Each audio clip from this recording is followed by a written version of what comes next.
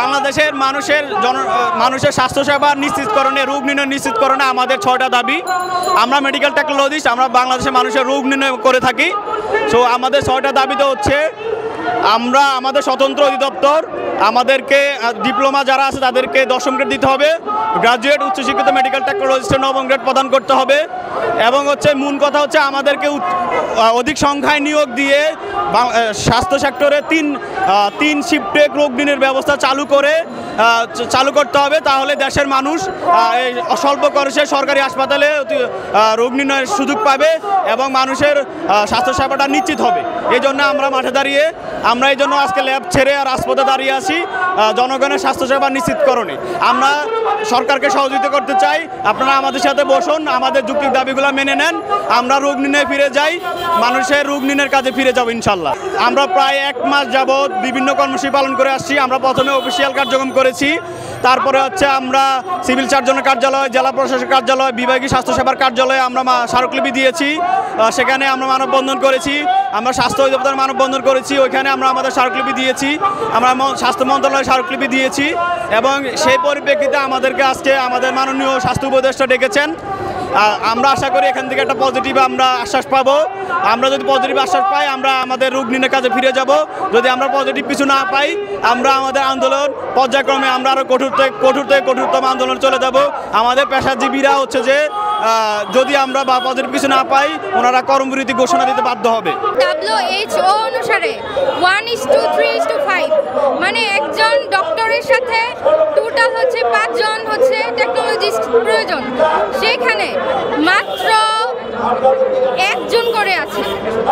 তো আমাদের হচ্ছে প্রতিটা হসপিটাল এবং টোটাল বাংলাদেশে হচ্ছে 80,000-এর মতো সরকারি প্রযুক্তিবিদের দরকার, কিন্তু সেখানে আমাদের 2013-14 সাল থেকে কোনো ধরনের নিয়োগের ব্যবস্থা করা হয় নাই, যার ফলে আপনারা জনসাধারণ যারা আছেন তারা সরকারিভাবে কোনো চিকিৎসার পরীক্ষা করতে গেলে যেটা সবার আগে প্রয়োজন, একটা সঠিক রোগ নির্ণয় ছাড়া একজন সে যত বড়ই চিকিৎসক হোক না কেন, যত বড় স্পেশালিস্ট হোক না কেন, তার পক্ষে সঠিক চিকিৎসা প্রদান করা সম্ভব না।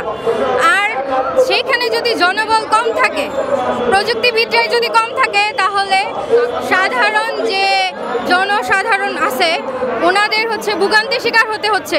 ওনারা ওয়ার্ডে ঘুরে বেড়াচ্ছে, ওনারা হচ্ছে সঠিক সময়ে সঠিক চিকিৎসা পাচ্ছে না, যার ফলে ওরা হচ্ছে বিদেশমুখী হচ্ছে। এটা কোনোভাবেই কাম্য নয়। সুতরাং আমাদের দাবিগুলো আমাদের যথাযথ এবং জনস্বার্থের জন্য, যার ফলে আমাদের বাংলাদেশের যে স্বাস্থ্য খাত আছে ওই স্বাস্থ্য খাতে কোনো ধরনের বৈষম্য থাকবে না, নতুন করে সংস্কার হবে। সেই জন্য আমাদের দাবিগুলো অতি বিলম্বে মেনে নেওয়ার জন্য আমরা অন্তর্বর্তী সরকারের কাছে বিনীতভাবে অনুরোধ জানাচ্ছি এবং আমরা খুবই আশাবাদী। আমরা যে দাবি 6 দাবি নিয়ে আসছি, এটা শুধু আমাদের দাবি না, এটা জনগণের দাবি। আমাদের এই সেক্টরটা এতদিন যাবত যে বৈষম্যের শিকার হচ্ছে, তার বৈষম্য সেটা শুধু আমাদের সাথে বৈষম্য না, এটা জনগণের সাথে বৈষম্য। সেজন্য বাংলাদেশের মানুষকে এখানে সুচিকিৎসাটা পাচ্ছে না, তাদের ভারত যাইতে হচ্ছে, বহির্বিশ্বে যাইতে হচ্ছে চিকিৎসার জন্য। আমাদের প্রথম দাবিটা হচ্ছে স্বতন্ত্র পরিতন্ত্র গঠন করতে হবে। আমাদের যে স্বাস্থ্য অধিদপ্তর তারা আমাদের সাথে অভিভাবক স্বরূপ আচরণ করছে না, যার ফলে আমাদের এতদিন এই বৈষম্যের শিকার হয়ে আসতেছে। আমাদের আরেকটা দাবি হচ্ছে আমাদের বিএসসিতে 9ম গ্রেড দিতে হবে আর ডিপ্লোমাতে 10ম গ্রেড দিতে হবে। আমাদের ইন্টার্নশিপ বাধা, আমরা ইন্টার্নশিপ 1 বছর ইন্টার্নশিপ করে আমরা কোনো বাধা পাই না।